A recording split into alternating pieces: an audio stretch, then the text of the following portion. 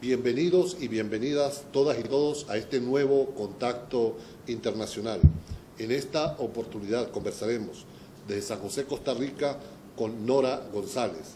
Nora es politólogo, abogado, docente universitario, es miembro del Consejo Universitario de la UNED en Costa Rica, además de ser miembro de la Junta Directiva de la Campaña Latinoamericana por el Derecho a la Educación.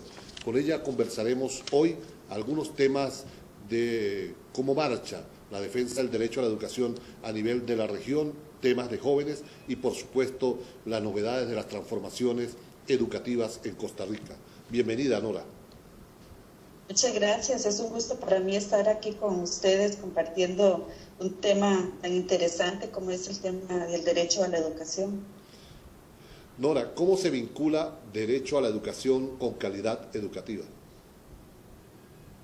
Bueno, el derecho a la educación es para mí un derecho fundamental, porque el derecho a la educación es el que nos permite el ejercicio de los otros derechos fundamentales, como por ejemplo el tema de la dignidad humana, el tema del acceso en igualdad de derechos a el desarrollo nacional, el desarrollo regional. El derecho a la calidad de la educación tiene que ver con las posibilidades reales que un individuo o un grupo de individuos o una sociedad tengan de ingresar en buenas condiciones a su medio. Calidad no implica únicamente educación para trabajar, educación para incorporarse a una empresa privada, a trabajos estatales. La calidad de la educación tiene que ver también con la calidad de la formación como ser humano. Es decir, tenemos que pensar en una educación que sea integral, que reivindique al ser humano tanto en sus aspectos, en sus competencias de conocimiento, en sus competencias y habilidades para identificar y resolver problemas, pero también la calidad de la educación debe permitirle a esa persona poder convivir y poder convivir bien en su medio, le sea adverso o no le sea adverso. Pero lo importante de la calidad de la educación es esa capacidad para poder resolver un problema, para poder pensarse a sí mismo en función de su medio y de las respuestas que este medio le da a sus necesidades y la forma en cómo se puede resolver en el caso de la exclusión. Ahora bien, tú has trabajado el tema de los jóvenes y la educación durante los últimos tiempos. Una preocupación que tenemos muchos desde la educación, desde la pedagogía, es la asincronía que se está dando en el presente, de alguna manera una asincronía epocal, como no ocurrió en otro momento.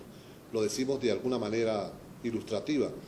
La mayoría de los docentes que estamos hoy trabajando en el sistema educativo nacimos entre los años 40, finales de los 40 y los años 80.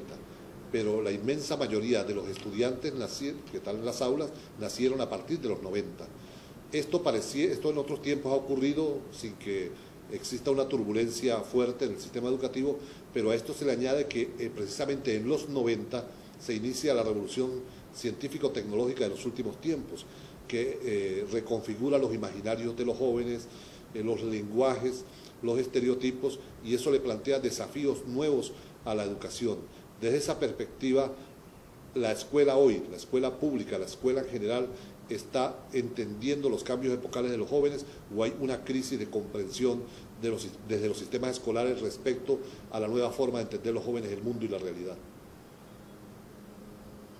Yo creo que el sistema escolar, por lo menos en América Latina, está en crisis, está totalmente desligado de lo que es su contexto. No solamente en las sociedades latinoamericanas más avanzadas u occidentalizadas, ¿verdad?, sino también en las regiones latinoamericanas que tienen sus propias cosmovisiones. En ninguno de los dos aspectos, ni en el más occidental ni en los más autóctonos, se respeta ni se establece una relación entre la necesidad de ese contexto social y lo que se enseña desde la educación. Por supuesto que hay problemas, si lo vemos desde ese punto de vista, como vos lo identificaste, desde un cambio generacional, que fuimos educados en un medio, en una forma, con ciertos paradigmas, y nos ubicamos ahora en lo que viven los jóvenes, sí, hay una crisis muy grande y hay una separación muy importante entre lo que es la formación docente, entre lo que son los padres, lo que se enseña, lo que se le dice a los jóvenes, y el acceso a la información y la forma en que ellos procesan toda la información que reciben, además de las perspectivas que tienen para hacer desde lo que se les dice, desde los centros educativos y desde el sistema escolar, que debe ser la meta de ellos para cuando terminen sus estudios. Y ahí empiezan a darse diferentes paradojas propias de la juventud, a la que nos podemos referir en unos segundos. Pero yo creo que también hay un cambio de paradigma muy grande, que es el enfoque de derechos. Cuando se les reconoce a las personas jóvenes que son sujetos de derecho y que ya no son objeto de derecho con la Convención de los Derechos de las Personas Jóvenes, ahí hay un cambio de paradigma muy grande, donde en la dinámica propia del aula, los docentes no han sabido cómo manejar el tema de los derechos de las personas jóvenes.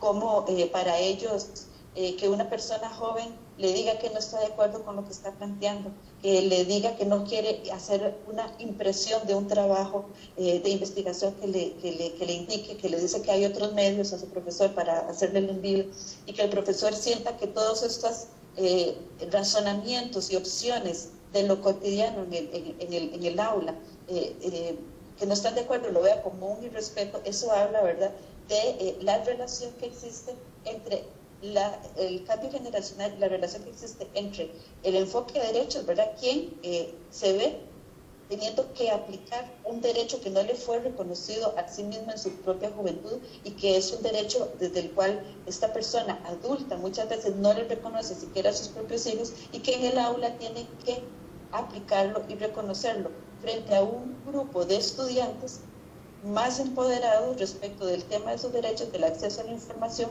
y ahí sí se presentan serios problemas. A los estudiantes se les dice que tienen que estudiar, tienen que ser profesionales, tienen que ser técnicos, porque tienen que prepararse para el mercado laboral. Se les habla de que el éxito en su proyecto de vida es un proyecto material, ¿verdad? El éxito está en las cosas que ellos puedan obtener materialmente, tener casa, tener carro, poder garantizar una herencia. En muchos casos se le dice a las personas jóvenes, donde ellos ni siquiera están pensando en tener una vida desde la cual trabajen para comprar cosas. Los jóvenes ahora vamos a entrar ahora a las paradojas. Los jóvenes tienen ahora más educación, en muchos casos son más acceso en muchos de los países de América Latina, excluyendo las zonas donde por sus condiciones, y los países como Honduras, Haití, ¿verdad?, que tienen una situación muy distinta por lo menos a los grandes centros de conglomerados en el resto o en la gran mayoría de países en América Latina. Podríamos pensar que hay más acceso a la educación, pero hay menos empleo. Entonces a ellos se les señala, se les indica que deben estudiar, ellos estudian y al final tienen pocas posibilidades para accesar a un empleo. Si esto es así, el objetivo de éxito material, ¿verdad?, tan occidentalizado, tan capitalista, ¿verdad?, que es tener cosas materiales, les genera una gran frustración, porque ellos van a estudiar y nunca van a poder ser exitosos en la medida que el sistema se los propone.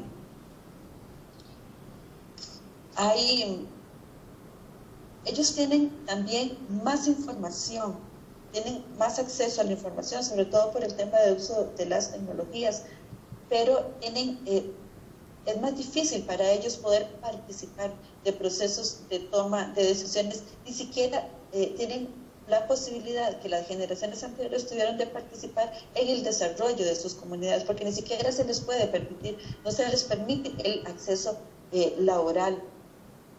Entonces eso también les va a frustrar sus proyectos y les limita sus posibilidades de integración plena a sus comunidades. Podríamos decir que ellos tienen más autonomía. Sí es cierto que estudian más, sí es cierto que tienen más información, tienen más autonomía, sin embargo son cada vez más dependientes, porque ellos cada vez menos posibilidad tienen de salir de la casa de sus padres, de formar sus propias vidas, de hacer sus propios proyectos de vida. Hay un tema que a ellos les preocupa mucho, que es el tema del medio ambiente, porque ellos son de la generación en la cual se sabe que en la medida que el medio ambiente se vea perjudicado, ellos restan sus posibilidades de vida, como en los años 70, 80, quienes fuimos personas jóvenes, en esa época el miedo que existía a una guerra nuclear era la gran preocupación, era lo inminente. Ahora para las personas jóvenes el gran tema es el tema del medio ambiente, pero a ellos no se les permite participar ni siquiera de las políticas que tengan que ver con juventud, y mucho menos el tema de generar y pronunciarse respecto de lo que es el medio ambiente. Están totalmente restringidos sus accesos a la toma de decisiones en política pública respecto del tema de juventud. Sí creo que hay ahí un problema que los gobiernos deben ver con mucho cuidado, porque estamos hablando de personas jóvenes que están sin acceso a una educación de calidad participativa, que les exime a ellos de posibilidades de participar como actores políticos y como ciudadanos del desarrollo nacional. Nora, cuando hablamos de del derecho a la educación, por supuesto es obligatorio referirnos a la Carta de UNESCO, la carta que firman los gobiernos, pero especialmente a la Convención de Beijing. ¿Me entiende? Que abre todo un camino sobre el tema de los derechos de los niños, niñas, adolescentes. Pero poco se suele referir a la Convención de Riad, a la Convención de 1991, que establece la obligatoriedad de garantizar el derecho a la educación a los niños, niñas y adolescentes institucionalizados, es decir, aquellos que han sido separados de su hogar originario y que están bajo la tutela directa del Estado. Y ese es un punto, una mancha negra que tal vez tenemos en todo el continente. Cuando elaboramos leyes de educación, leyes específicas, difícilmente desarrollamos un nivel, una modalidad para atender a esta población. Son los invisibles hoy, en medio del siglo XXI, de la garantía del derecho a la educación.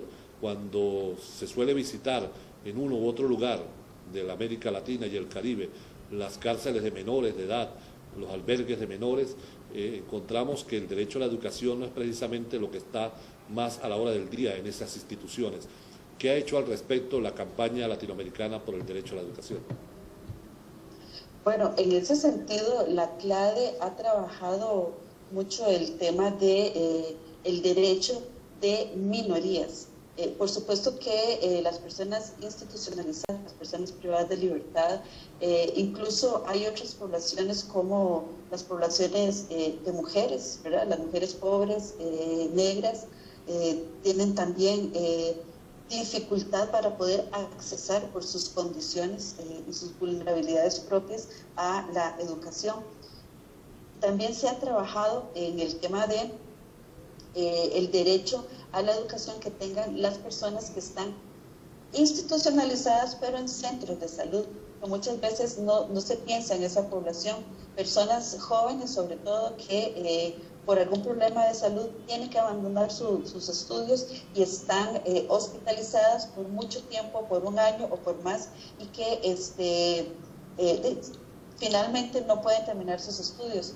La CLADE ha asumido compromisos claros en este sentido. Se han hecho diferentes pronunciamientos, investigaciones que pueden identificar claramente en la página de la campaña latinoamericana por el derecho a la educación.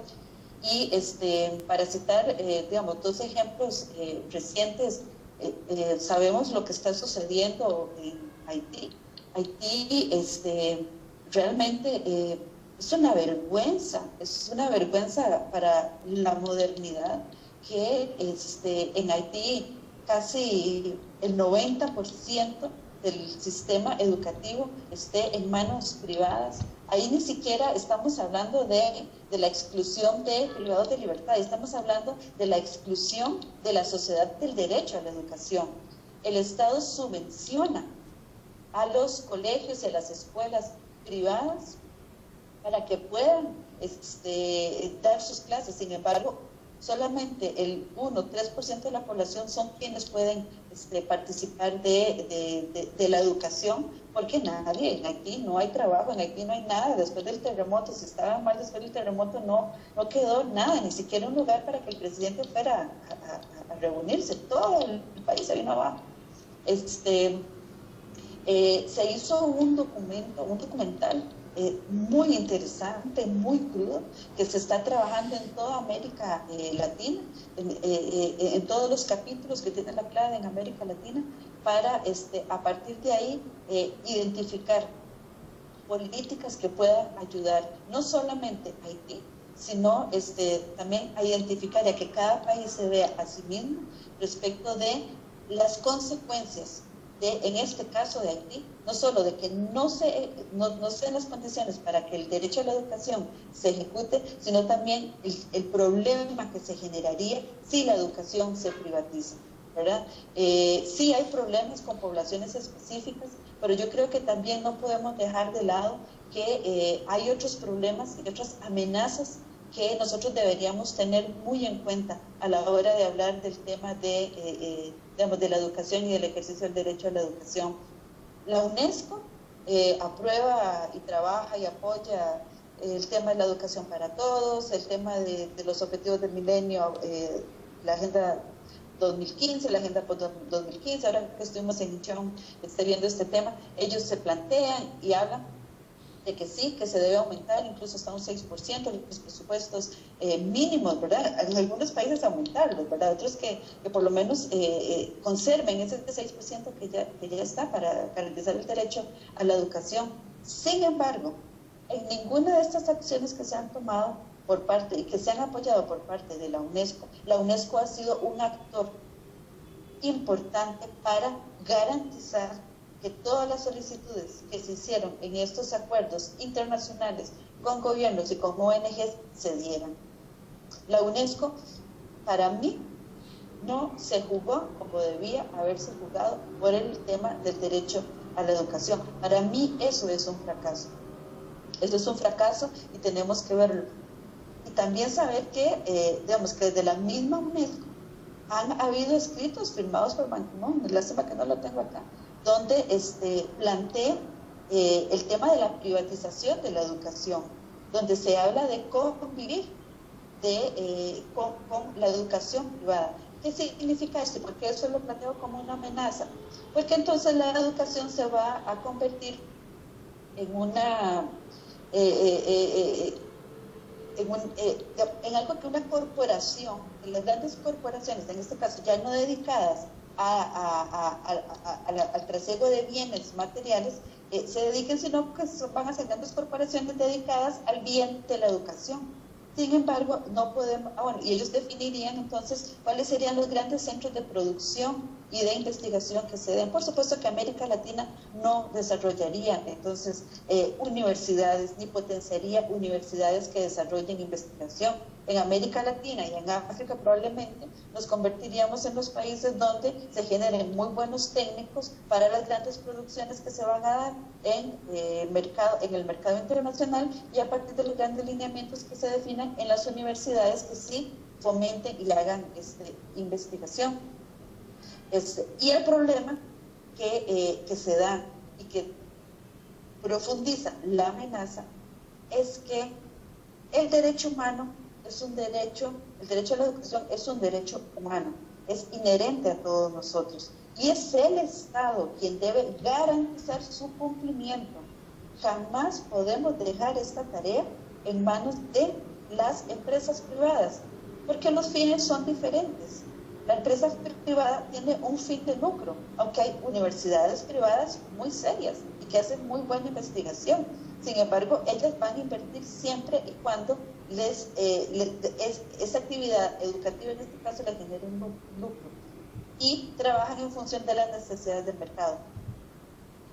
La educación garantizada por el Estado lo que va a garantizar es un derecho humano que promueva la dignidad del ser humano, que promueva también todos los derechos humanos que tenemos nosotros por nuestra condición de humanos, y que además debe velar, por lo que empezamos en esta conversación, por una educación de calidad, es decir, que prepare a esa persona no para el mercado laboral, que la prepare para la vida, para identificar y resolver problemas, para que tengamos ciudadanos y ciudadanas que podamos finalmente crear condiciones para vivir bien, para vivir felices. Nora, tú vives en Costa Rica. Costa Rica es parte de un continente en permanente reforma. Reformas educativas. ¿Cuáles son las reformas en marcha hoy en el sistema educativo, el sistema escolar en Costa Rica?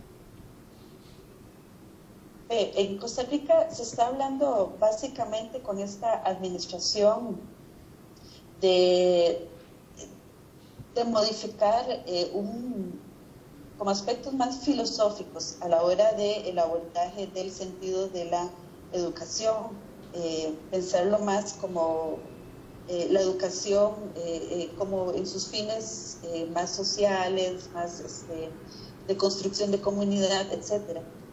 Pero no se plantea una propuesta que ataque el problema de fondo que se está viviendo en nuestro país, que es un problema que es común en todos los países de América Latina, y que por supuesto es muchísimo más grave de lo que sucede en Costa Rica, en otros países, sobre todo centroamericanos y del Caribe, que es el tema de la calidad de la educación, entre la educación pública y la educación privada. El tema de la calidad docente.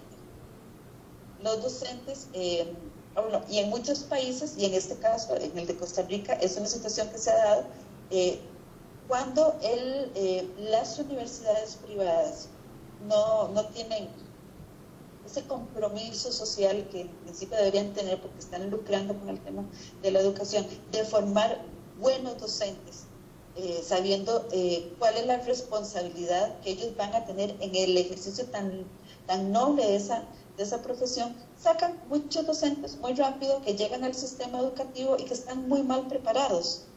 No saben de evaluación, no saben de derechos, no saben de los objetivos de la educación, saben de poca psicología, saben de poca pedagogía, y ellos entran al sistema educativo y empieza de nuevo la brecha, ¿verdad?, entre el docente, la calidad docente, la calidad educativa, la expectativa de los jóvenes, el mundo que vivimos ahora,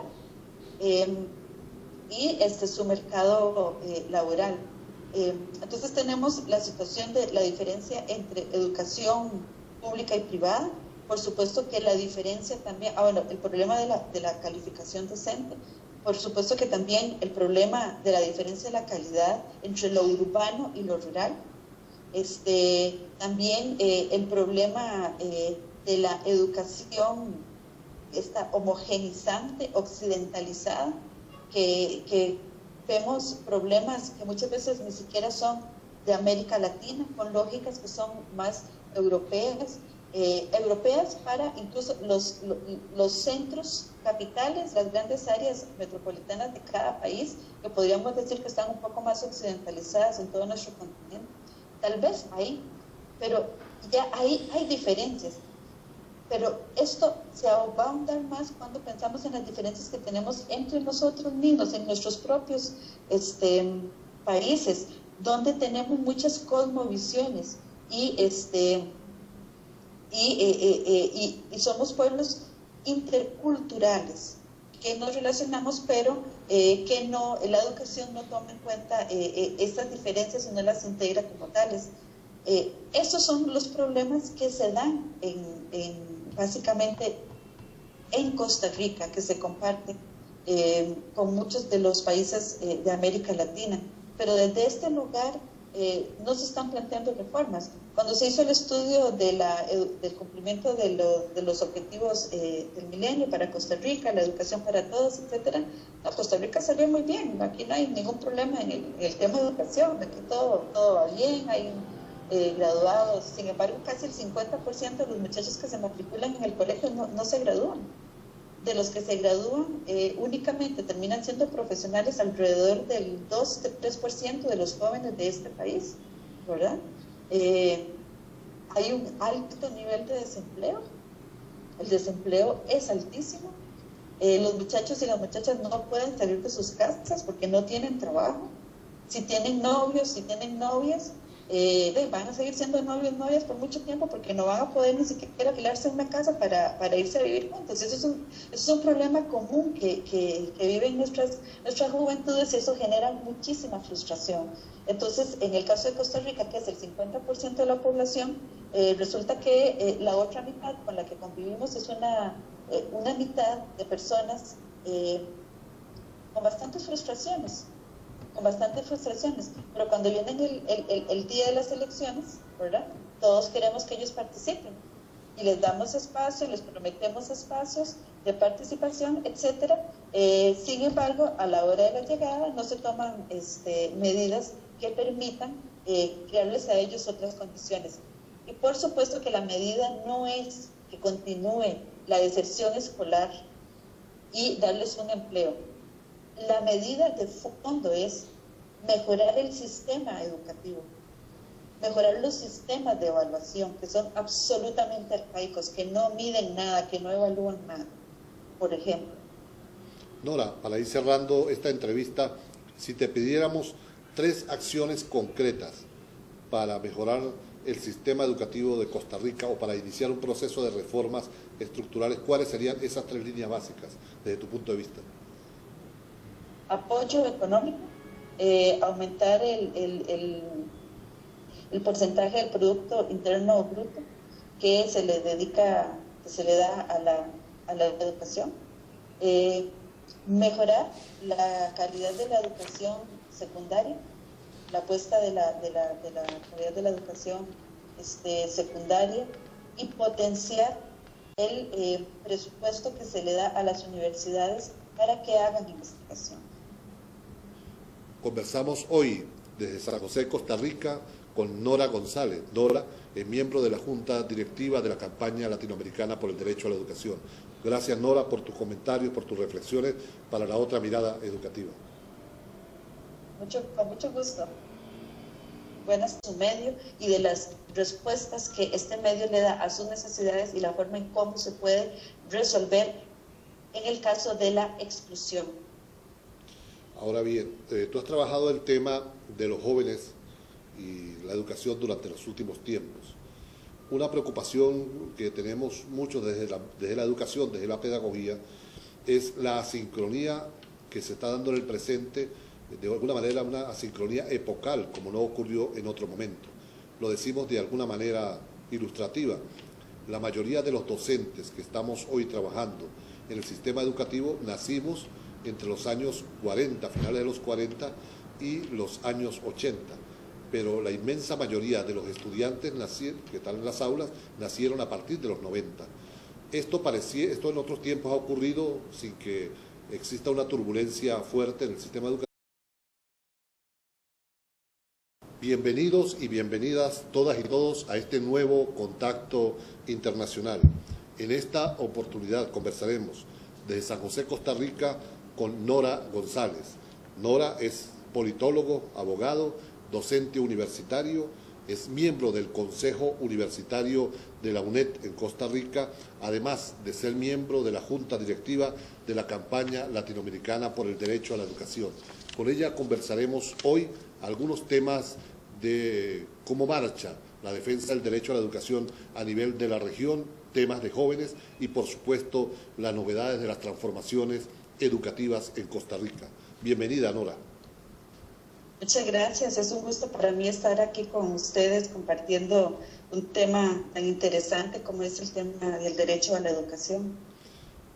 Nora, ¿cómo se vincula derecho a la educación con calidad educativa?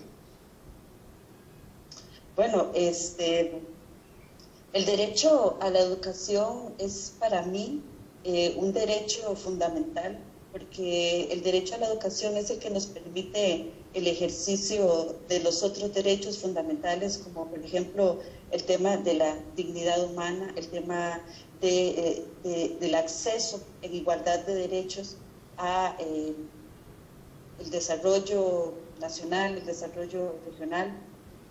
El derecho a la calidad de la educación tiene que ver con las posibilidades reales que un individuo o un grupo de individuos o una sociedad tengan de ingresar en buenas condiciones a su medio. Calidad no implica únicamente educación